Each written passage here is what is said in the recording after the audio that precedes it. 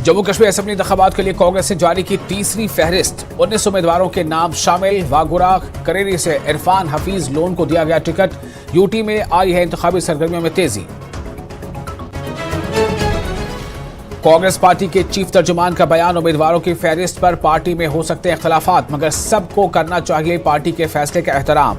NC Congress उम्मीदवारों के दरमियान कुछ मसाइल का लिया गया है संजीदा नोट।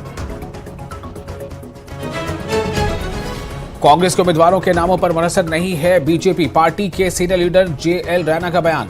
कहा, एनसी और कांग्रेस है मौका परस्त, दोनों का अवाम के हकीकी मसाइल से कोई लेना देना नहीं।